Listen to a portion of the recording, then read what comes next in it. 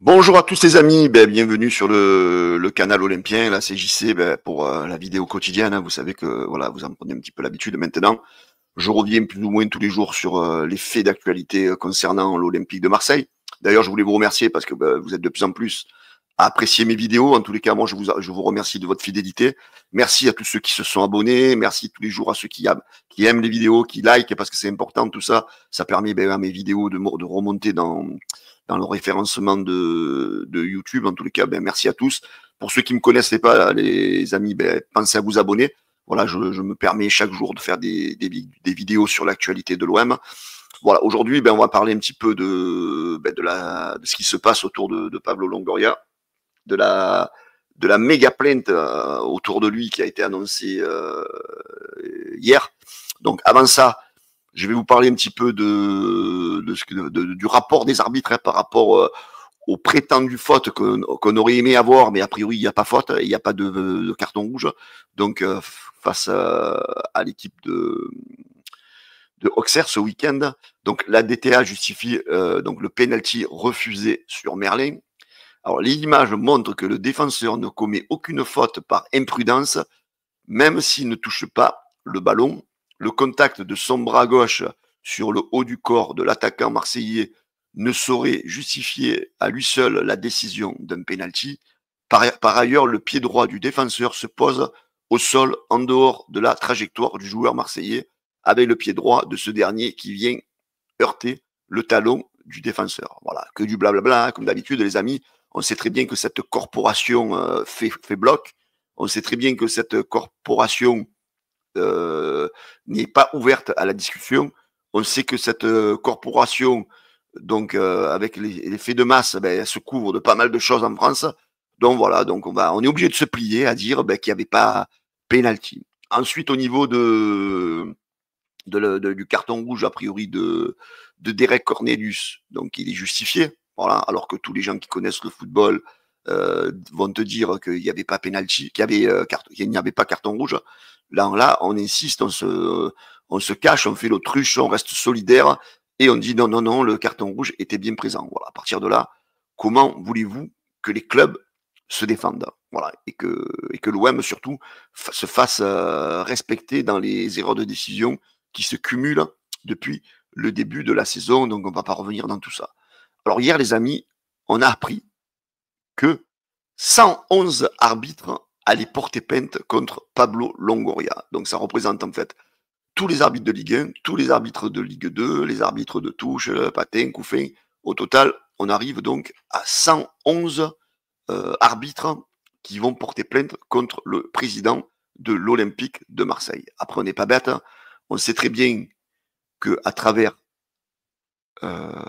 Pablo Longoria, c'est l'institution olympique de Marseille que l'on veut attaquer. Hein. On sait très bien que, on va pas faire les paranos, les amis. On sait très bien que du côté des instances du football, certains ne sont pas trop originaires de Marseille et ont peut-être entre la gorge, vous savez, c'est le trophée que j'ai derrière moi, celui-là. En fait, on l'a gagné. Mais qu'est-ce qui nous a fait du mal, ce trophée? Parce qu'on est tellement jalousés à cause de ça. Et il y en a tellement qui veulent la gagner et qui n'arrivent pas à la gagner. Donc, du coup, on est un petit peu les pourris qu'on veut fracasser dans cette Ligue 1 française, dans ce football français, puisque maintenant, il y a même a priori la Ligue 2 qui veut se frotter au président de l'Olympique de Marseille. Moi, ce que je trouve scandaleux, c'est que je vois pas pourquoi les arbitres de Ligue 2 se mêlent à ça, parce que l'OM joue en Ligue 1. Donc voilà, je trouve ça déplacé. Mais, comme on dit, au plus on se regroupe, au plus on essaye de se donner raison. Et parfois, c'est pas parce qu'on est beaucoup qu'on a raison. Peut-être que la personne qui est seule, elle a raison. Mais bon, par l'effet de masse, on essaye de se donner raison. Voilà. Hein. Donc c'est ce que je voulais faire passer comme un message dans cette vidéo. Alors dans cette vidéo, les amis, ça va être peut-être un peu rébarbatif pour vous, mais je vais vous expliquer un peu ce qu'il en est. Ce qu'il en est. Donc en France, les arbitres sont encadrés donc par la Fédération française de football et la DTA qui veille à garantir l'impartialité et le professionnalisme. Une plainte collective donc de l'ampleur qu'il y a par rapport à Pablo Longoria signifierait un conflit majeur, probablement perçu pour une rupture de confiance ou une hostilité, une ouverture entre les arbitres et l'OM. Donc, bien sûr, vous connaissez le fin mot du débat. Hein, Pablo Longoria a parlé de corruption. Et là, tout le monde s'est offusqué. Mais non, nous, les arbitres français, nous sommes honnêtes, nous sommes réglo, nous arbitrons toutes les équipes de la même manière. Mais qu'est-ce que dit Pablo Longoria? Attention, non, non, non, on va tous se mettre contre lui. Parce que comme ça, à plusieurs, on paraît clean, on paraît super, tu vois. Donc, voilà, donc les 111 arbitres vont porter plainte contre Pablo Longoria. Donc, dans ce cas, dans les règlements officiels de la FFF ou de la Ligue de football professionnel, rien n'interdit explicitement à des arbitres ayant porté plainte d'officiers lors d'un match du club donné. Voilà. Donc, en fait, dans les règlements, donc on va avoir des arbitres qui vont arbitrer l'Olympique de Marseille qui, potentiellement, malgré tout, dans le règlement, il n'y a rien qui empêche de dire qu'ils ont le droit d'arbitrer l'OM. Donc, en fait, ils ont, malgré une plainte, ils ont le droit d'arbitrer l'OM. Mais dans ces cas-là, il y a quand même un problème d'impartialité. Hein. Cependant, l'impartialité étant un pilier fondamental de l'arbitrage, la DTA et la commission des arbitres pourraient juger que les désignés pour les rencontres de l'OM compromettraient la crédibilité du championnat. Bizarre. Donc, on porte plainte, les arbitres portent plainte, mais cependant, les autorités arbitrales auraient le droit de dire, pourraient juger, de désigner des rencontres. Donc, ça pourrait compromettre la crédibilité du championnat. Imaginons un scénario où chaque décision serait scrutée sous l'angle d'une possible vengeance ou partialité. Cela nuirait à la fois donc à l'OM et aux arbitres et à la compétition. Donc, dans ces cas-là, on fait comment? Donc, tu acceptes que 111 arbitres portent plainte et en plus, chaque week-end, tu vas nommer des arbitres qui, du fait qu'ils ont une action en cours face à l'OM, pourraient ne pas être justes. Hein. On peut revenir éventuellement à la nomination de M. Stinat lors du match face à Auxerre, qui avait déjà une querelle avec l'OM, et comme par hasard, on le nomme dans ce match-là, et c'est peut-être le départ de tout ça, encore. Hein. Voilà, on a nommé un arbitre qui était en litige déjà avec l'Olympique de Marseille. En pratique, les instances pourraient opter pour une solution pragmatique. Par exemple, elles pourraient faire appel à des arbitres étrangers, comme cela se fait parfois dans les matchs sensibles à compétition européenne, ou mobiliser des arbitres d'autres divisions. Donc voilà, donc là on a vu que pour la prochaine journée, c'est Stéphanie Frappard qui est nommée pour diriger l'Olympique de Marseille. Donc déjà, c'est pas logique. Hein. Alors, est-ce que la plainte a été déjà déposée? Est-ce qu'elle sera déposée d'ici le week-end prochain? Donc Frappard va arbitrer l'OM, mais elle ne sera pas en position, entre guillemets, de neutralité totale. Parce que du moment que tu portes plainte contre quelqu'un, on peut croire, quelque part, qu'il va y avoir quand même un esprit de vengeance.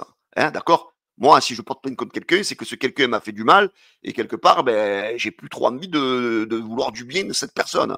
Donc, du coup, le président Longoria étant le président de l'Olympique de Marseille, ben, t'as pas envie de lui faire de cadeau. D'accord? C'est logique, hein, c'est logique. Hein. Donc, ils auraient la possibilité de nommer éventuellement soit des arbitres étrangers, chose que j'espère, parce qu'à la limite, l'arbitrage français, ce n'est que mon opinion, mais je pense l'opinion de beaucoup de personnes, est tellement mauvais que ben, on espère peut-être qu'avec des arbitres étrangers, on aura déjà plus de neutralité. Parce que pour eux, arbitrer Auxerre, arbitrer l'OM, arbitrer quel club français, ils n'ont aucune origine française, les mecs, ils s'en foutent, il n'y a pas de parti pris. Voilà. Donc, moi, j'aimerais même à la limite que l'OM soit toujours arbitré par des arbitres étrangers. Voilà. Et d'ailleurs, ça serait peut-être même un règlement à mettre en place dans toute l'Europe. Se dire, voilà, pour éviter voilà, des mauvais esprits, qu'il n'y ait pas de problème, eh ben, dorénavant, dans chaque championnat, ça sera toujours des arbitres étrangers qui arbitreront. Et là, on n'aura plus ce problème de se dire, oh putain, lui, il est de la région lyonnaise, il nous a arbitré, il va nous voler, voilà, voilà, on s'en fout. Lui, c'est un Allemand, c'est un Anglais, c'est un Espagnol, il n'a aucun intérêt à nous avantager, tu vois. Voilà. Donc, comme on le dit là, donc, pourrait appeler, donc, ou même voir des arbitres de division inférieure, des arbitres nationaux, bien que leur niveau d'expérience poserait question. Voilà. Donc voilà, il y a quand même beaucoup de questions qui se posent par rapport à cette plainte. Donc jusqu'à ce que le différend soit résolu, mais cela dépendrait de la nature exacte de la plainte.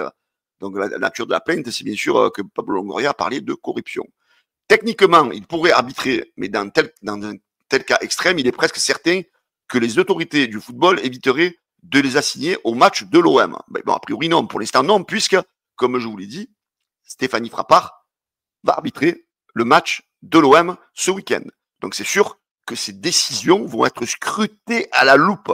Hein, scrutées à la loupe, que ce soit du côté de l'OM ou du côté nantais. Parce que, imaginez-vous que l'OM se fasse encore voler, on va dire, voilà, ils ont porté plainte contre nous, ils nous ont volé, et c'est normal, elles nous allument. Par contre, peut-être que du côté nantais, on va dire, eh ben voilà, l'OM a remué la merde, et ils avantagent l'OM. Voilà, dans les deux versions, ça peut poser problème. Voilà. Donc, moi je pense que tant que ce cas n'est pas résolu, il faut peut-être mettre des arbitres étrangers qui n'ont aucun lien avec les clubs de Ligue 1. Alors, le règlement d'impartialité dans tout ça, les amis de la FFF. Alors, les règles d'impartialité des arbitres en France, sous l'égide de la Fédération française de football, sont un pilier essentiel pour garantir l'intégrité des compétitions, y compris en Ligue 1 et en Ligue 2. Elles ne sont pas détaillées dans un seul document public exhaustif, mais elles découlent de plusieurs textes comme le statut de la FFF, le code de la déontologie de l'arbitrage et les règlements de la DTA. Voici une synthèse basée sur les principes appliqués. Alors, on va y aller dans le détail. La neutralité et l'indépendance. Les arbitres doivent agir sans favoritisme ni parti pris. Ça, je vous dis que c'est les lois. Hein. Alors, on va rigoler parce que, voilà, quand vous lisez ce qu'ils doivent faire normalement, ça fait un peu rire quand même. Hein. Les arbitres doivent agir sans favoritisme ni parti pris, que ce soit envers un club, un joueur ou un dirigeant. Voilà. Ce principe est inscrit dans le code de la déontologie des arbitres, qu'ils exigent qu'ils évitent toute situation susceptible de compromettre leur objectivité. Par exemple, un arbitre ayant un lien personnel avec une équipe familiale, régionale, doit se récuser ou être écarté par la DTA. Voilà, on parle le sentiment de neutralité. L'autre fois, je vous ai fait une vidéo, les amis, sur l'origine de naissance de tous les arbitres qui exercent actuellement en Ligue 1. Là, donc, le paragraphe, il dit, par exemple, un arbitre ayant un lien personnel, donc familial ou régional. Donc, régional. Donc, si tu nais dans une région, c'est normal, par nature, que normalement, tu as une faiblesse pour le club de ta région. D'accord? Les mecs qui naissent dans la région marseillaise, s'ils sont arbitres, ils vont avoir un faible pour l'OM. C'est tout à fait normal, c'est naturel. D'ailleurs, il y a l'arbitre Bata, là, je ne sais plus son prénom, qui fait partie des arbitres de Ligue 1. D'ailleurs, il n'a jamais arbitré l'OM. Hein. Donc, c'est normal, ce mec-là, si tu le mets arbitre de l'OM, qui pourrait avantager l'Olympique de Marseille. Par contre, ce qui est curieux, l'autre fois, quand je vous ai montré la carte des arbitres de la France, de la Ligue 1, je crois qu'il y en a 6 ou 7 qui sont originaires des alentours de la région parisienne. C'est bizarre, ça.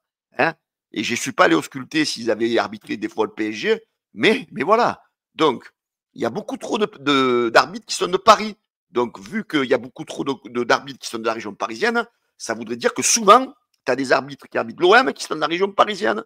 Et automatiquement, si tu es de la région parisienne, tu vas peut-être te dire, putain, si je peux les enfler, les Marseillais, je vais le faire. Hein. Voilà. Donc, voilà, il va falloir aussi qu'on m'explique pourquoi il y a autant d'arbitres qui sont issus de la région parisienne. Voilà. Ça, c'est une question aussi. Voilà.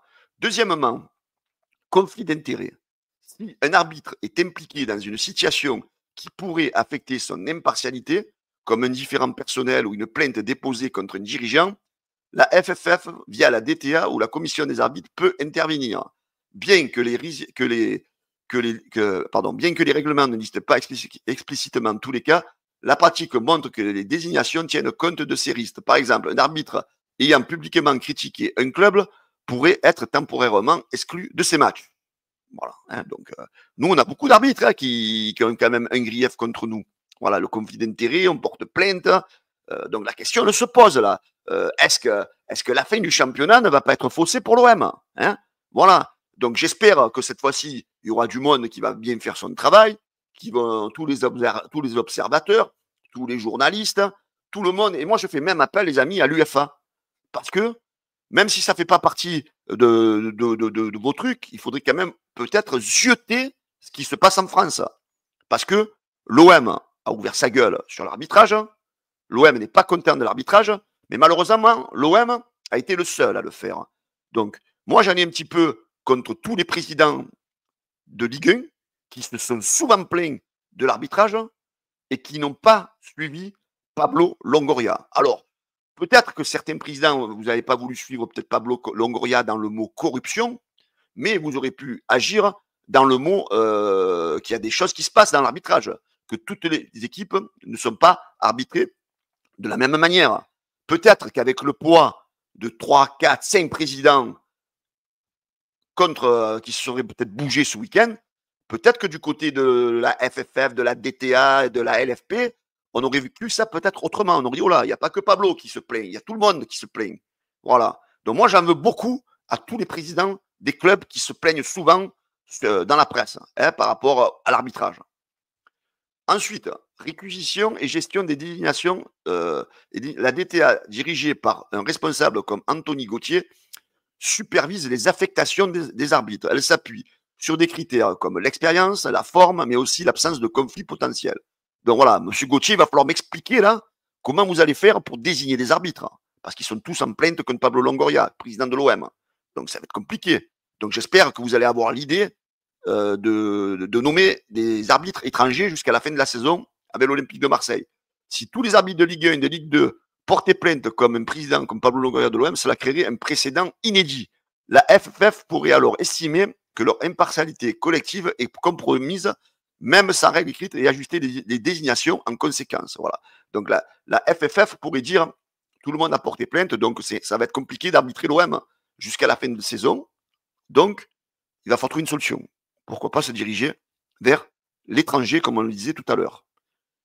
Donc, sanction en cas de manquement. Si un arbitre viole son devoir d'impartialité par des décisions clairement biaisées ou des déclarations publiques inappropriées, il risque des sanctions disciplinaires. Voilà, donc c'est pour ça, si un arbitre viole son devoir d'impartialité, donc par des décisions clairement biaisées, parce que l'OM en a beaucoup eu des saisons, mais bon, mais comme on ne veut pas biaiser les arbitres, donc on se met tous ensemble, et comme on dit, tous unis, tous en forme, celui qui a peut-être raison, il se retrouve en tort finalement. Voilà. Donc il risque des sanctions. Donc l'arbitre pourrait risquer des sanctions disciplinaires via la Commission fédérale des arbitres ou la Commission de discipline de la LFP. Cela va d'une suspension ou une radiation. Donc voilà. Donc voilà les amis, où on en est. Donc là, donc on ne va pas déjuger un arbitre parce que vous avez vu, ça peut créer des tensions de gradation, de machin. Donc restons solidaires entre arbitres. Et Pablo Longoria, c'est le méchant. C'est lui qui va prendre pour tout le monde. Ensuite, dans un cas extrême comme une plainte massive contre un président de club, les règles d'impartialité ne seraient pas seulement une question de texte, mais le bon sens et de gestion de crise. La FFF chercherait à protéger la répétition du championnat en évitant que ses arbitres officient pour l'OM sans pour autant le graver dans une règle formelle. Voilà, donc il n'y a pas de règle écrite en fait, mais dans la logique, pour garantir la réputation du championnat, il pourrait, pourquoi pas, faire appel à des arbitres étrangers.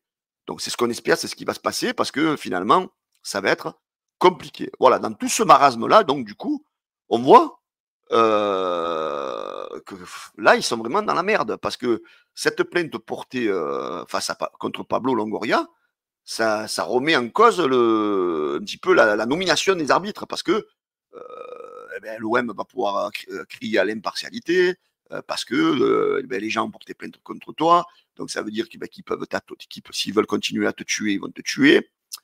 Et voilà, donc jusqu'où on va aller, quoi, jusqu'où on va aller. Donc dans ces cas-là, la possibilité, donc, c'est de nommer des arbitres étrangers, soit des arbitres de niveau inférieur, de national.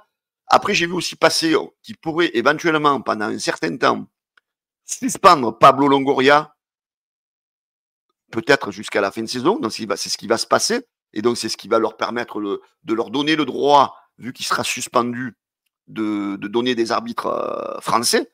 Donc ça veut dire suspendu, tu suspends l'homme, mais tu suspends pas ce que tu veux faire de mauvais au club. Voilà. Vous voyez ce que je veux dire? Il a la nuance, parce qu'ils sont forts quand même, ils sont très forts. Donc ils diront, mais nous on s'en prend pas à Pablo Longoria puisqu'il est suspendu. On arbitre l'OM normalement. Alors que les arbitres, ils auront quand même en tête que l'OM, c'est quand même toujours Benassia, c'est quand même toujours Ravanelli, Et c'est quand même l'OM qui a gagné la Coupe d'Europe, vous voyez. Donc il y a quand même ce côté haineux qu'on a depuis des années hein, du côté de l'Olympique de Marseille. Voilà. Donc avec cette plainte, je sais pas franchement comment ils vont se sortir de leur mélasse, ces arbitres. Je ne sais pas comment ils vont se sortir, et la FFF, et la DTA, et la LFP. Hein, voilà. Donc je pense que la réputation du championnat de France, elle va bien prendre pour un coup. Et la Brune, toi qui veux le vendre, je ne sais pas combien, ta Ligue 1, elle va prendre un coup, parce que franchement, c'est clownesque ce que vous êtes en train de faire. C'est très clownesque même.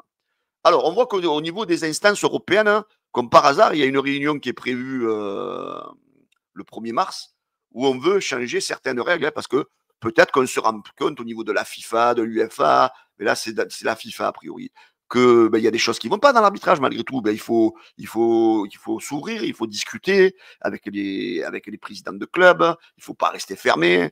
Mais là, bon, pourquoi on reste fermé? Parce que peut-être il y a des gens qui ont des ficelles, il y a des gens qui veulent diriger. Voilà, je vais pas aller plus loin hein, dans ce que j'ai à dire, mais vous me comprendrez. Hein, voilà. Donc du coup, les règles du football pourraient évoluer de manière importante dans les prochaines semaines. Il y a 4 règles qui risquent de changer. Donc c'est la règle du hors-jeu qui a été proposée par Arsène Wenger. En clair, un joueur ne serait sifflé hors-jeu que si la totalité de son corps se trouve derrière le dernier défenseur, terminé dans donc les hors-jeux de quelques millimètres, comme on peut le voir actuellement. Moi, je pense que c'est une bonne règle, parce que voilà, il n'y aurait pas de doute au moins. Le mec, il est hors-jeu, le corps entier est hors-jeu. Et là, c'est pareil, parce que si ça se joue au millimètre, ça va jouer aux bonnes appréciations de l'arbitre, au trait de l'opérateur VAR qui sera fait dans la vidéo. Vous voyez ce que je veux dire? Voilà, donc ça, c'est bien. Ça mettrait voilà, les choses au clair. Il y a le corps qui a dépassé, tir hors-jeu, il n'y a pas de doute. Une autre règle aussi qui pourrait changer, donc les directeurs, donc les arbitres pourraient être équipés de micros, parce que ça serait bien aussi en Ligue 1, qu'on ait des micros entre les arbitres quand il y a la discussion entre l'arbitre central, entre les arbitres, avec ceux de la VAR, et après qu'ils donnent des explications aux supporters via un micro. Voilà, donc ça mettrait peut-être un petit peu plus de clarté, on va dire, dans les décisions. Mais peut-être qu'en France, on veut pas ça. Hein. Oh là, ça pourrait déranger les amis en France. Ça pourrait déranger. Hein, voilà. Troisième, alors, à la règle du jour, la mise en place du système Challenger. Ça, rappelez-vous, les amis, pour ceux qui me suivent, je l'ai proposé depuis longtemps, moi, cette règle. Alors, je ne sais pas si la FIFA regarde nos lives, c'est mettre en place le système du challenge, comme au tennis. Voilà.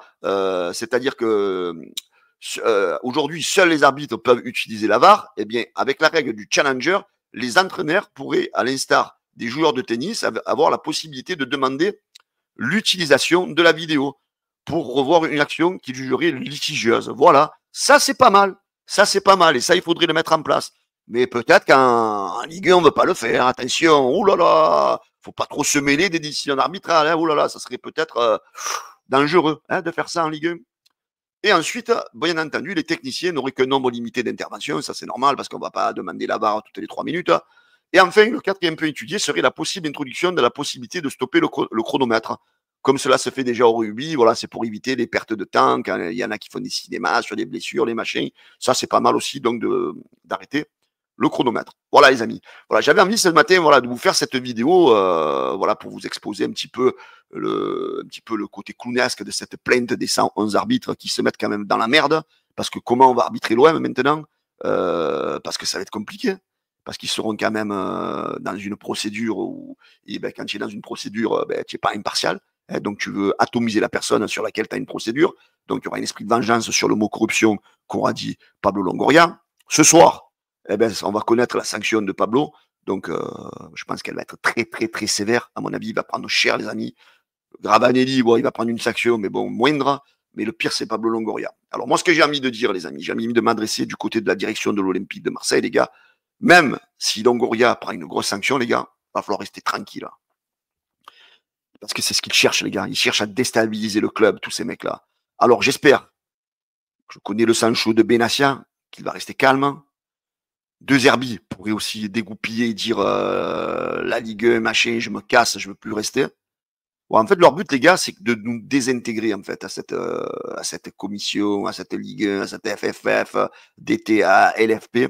c'est de désintégrer l'Olympique de Marseille. Les gars, quelle que soit la sanction qu'aura Pablo Longoria, alors moi je ne suis pas juriste, je ne suis pas avocat, si vous avez moyen de faire appel, de la faire réduire ou quoi, faites-le dans les règles de l'art. Maintenant, s'il n'y a rien à faire, acceptez-la. Les gens jugeront par eux-mêmes, les personnes qui dirigent toutes ces instances, si elles sont pilotées ou pas par des personnes extérieures. Par contre, vous, restez tranquille, ne partez pas du club, restez à l'OM, ne rentrez pas dans leur jeu de vouloir partir de la France, restez à l'OM parce que vous êtes sur la bonne voie, le club est sur la bonne voie, et les amis, on va tout donner sur le terrain, on va tout faire pour se qualifier pour la prochaine Ligue des Champions, on va tout faire au mercato pour attirer des bons joueurs, et l'année prochaine, les amis, on sera présent. On sera présent pour disputer le titre de champion de France. Que les arbitres soient avec nous ou contre nous. Voilà. Si on a une bonne équipe et qu'on plante 4 buts par match, les gars, ils pourront nous en refuser 1, mais ils ne pourront pas nous en refuser 4. Voilà, les amis. C'est ce que j'avais à dire. Restez, les gars, la direction de l'OM, restez serein, restez confiants. En tous les cas, vous avez le soutien de la grande majorité des supporters de l'Olympique de Marseille. Voilà, les amis. Tous derrière notre club, tous derrière le président, tous derrière le bord de l'Olympique de Marseille. Allez l'OM, les gars. Allez l'OM, à jamais les premiers et la plus grande équipe de France. Le plus grand club de France. Ciao, les gars. Que ça plaise ou que ça plaise pas. Et les rageux, vous pouvez écrire vos commentaires en bas sur la vidéo. Je les lis même plus parce que franchement, vous m'intéressez pas. Moi, je parle qu'avec des supporters de clubs étoilés parce que nous sommes un club étoilé. Alors arrêtez de nous dire qu'on l'a acheté parce qu'elle est là, elle est derrière, elle est à nous. Même que ça fait plus de 30 ans, on s'en bat les couilles. Ça s'appelle le palmarès, les gars. Elle est à nous. Et certains, vous ne l'avez pas. Certains, vous avez juste toutes les années, au mois de septembre, quand la Ligue des Champions commence, vous avez l'étoile qui passe. Et au mois de mars, elle file. Vous avez l'étoile filante. Voilà. Ciao les amis. Bonne journée à tous. Et allez l'OM. Ciao.